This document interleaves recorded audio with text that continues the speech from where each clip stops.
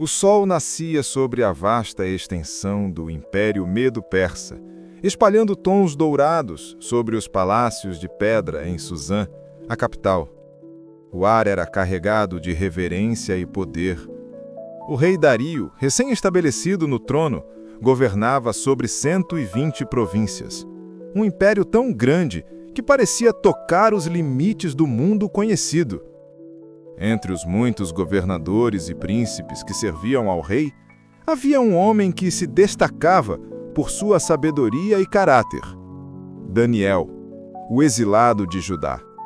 Mesmo em terra estrangeira, Daniel havia prosperado sobre diferentes reis, primeiro com Nabucodonosor, depois Belsazar e agora com Dario.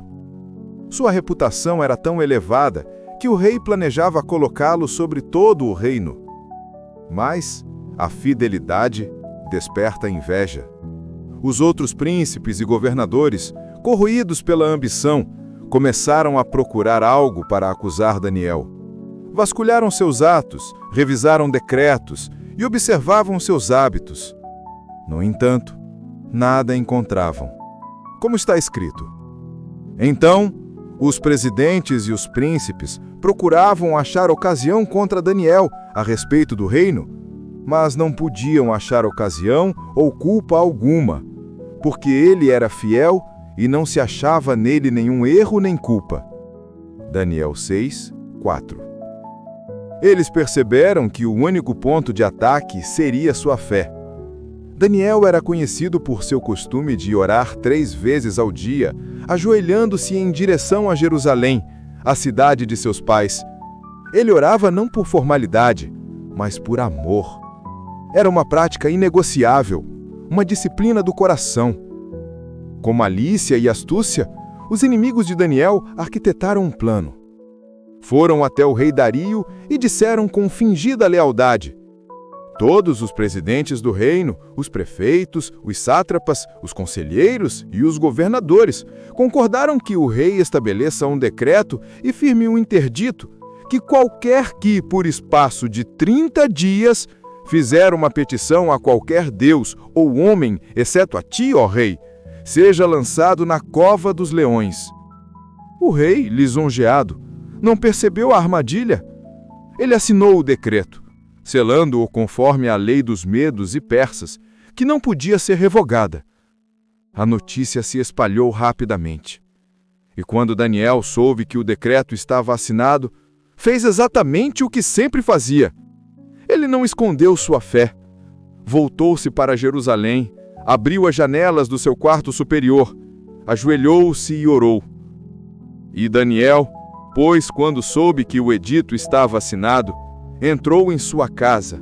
Ora, havia no seu quarto janelas abertas para o lado de Jerusalém, e 3 vezes ao dia se punha de joelhos e orava, e dava graças diante do seu Deus, como costumava fazer. Era um momento de decisão. Daniel poderia ter se calado, esperado 30 dias, orado em segredo, mas sua fé não era moldada pelas circunstâncias. Ele sabia que obedecer a Deus vinha antes de agradar aos homens.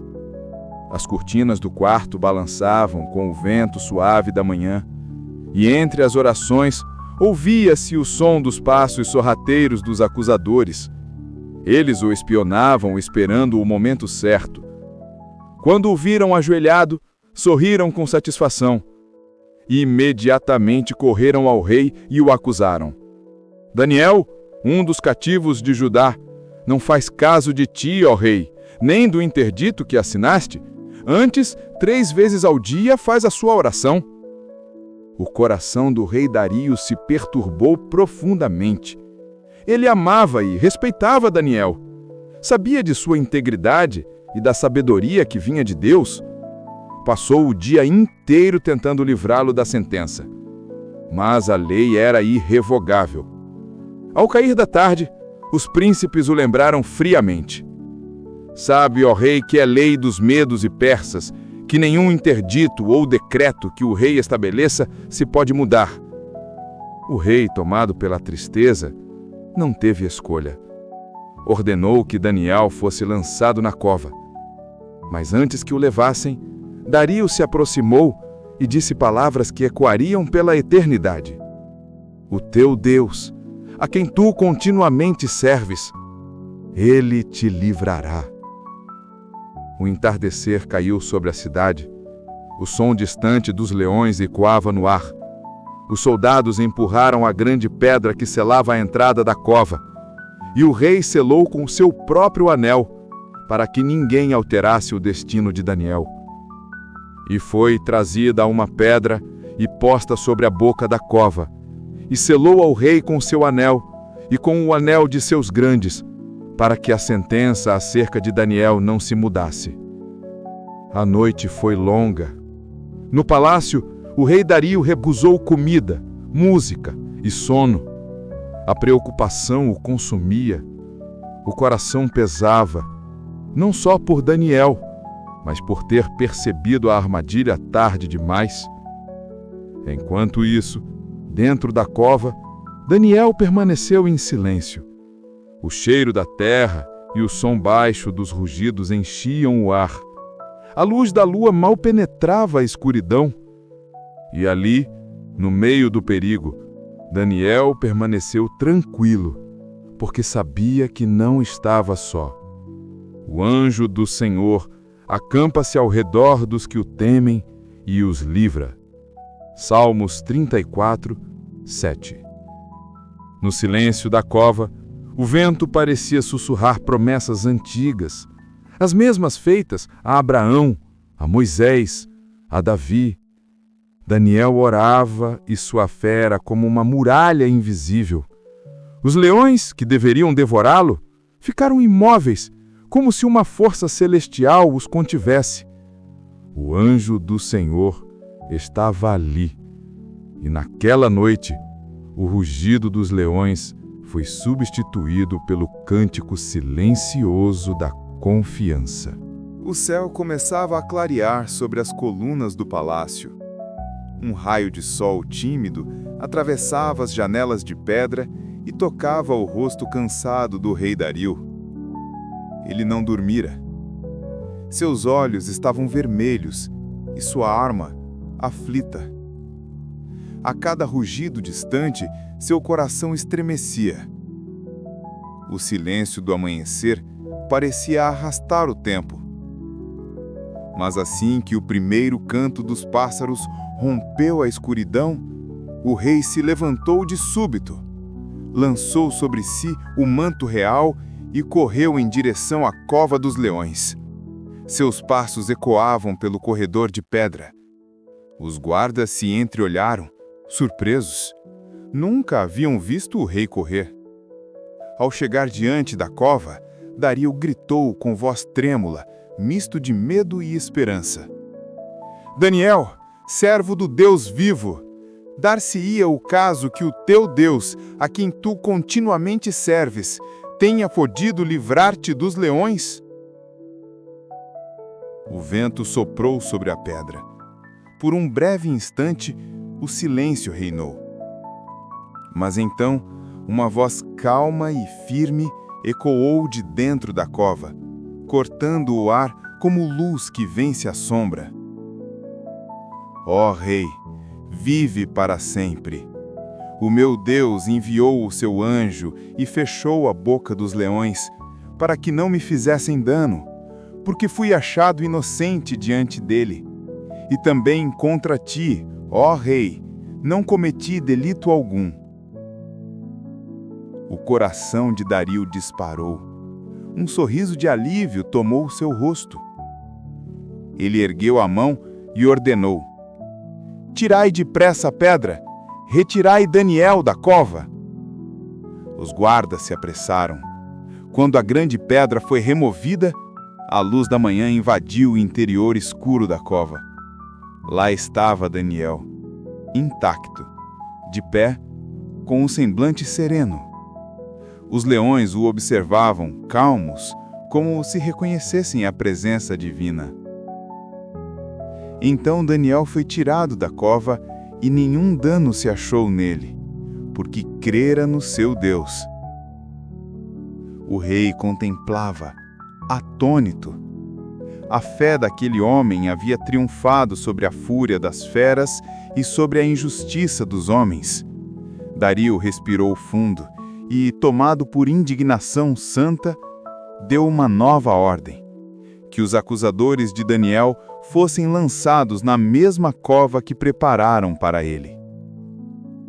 E ordenou o rei, e foram trazidos aqueles homens que tinham acusado Daniel, e foram lançados na cova dos leões, eles, seus filhos e suas mulheres, e ainda não tinham chegado ao fundo da cova, quando os leões se apoderaram deles e lhes esmigalharam todos os ossos. O rugido voltou a ser ouvido, desta vez como um eco de justiça. No entanto, o foco não era a vingança, mas a glória de Deus. O rei Dario, ainda impressionado com o livramento, escreveu um decreto que seria enviado a todos os povos, nações e línguas do império. Suas palavras ecoaram como um testemunho público de fé. De mim é feito um decreto, pelo qual em todo o domínio do meu reino os homens tremam e temam perante o Deus de Daniel, porque ele é o Deus vivo e permanece para sempre, e o seu reino não se pode destruir, e o seu domínio será até o fim. As palavras do rei atravessaram montanhas, barreiras e desertos. Povos pagãos ouviam falar do Deus de Daniel, o Deus que salva, o Deus que fecha a boca dos leões, o Deus que responde à fé inabalável. O sol subia no céu, iluminando as ruas de Suzã.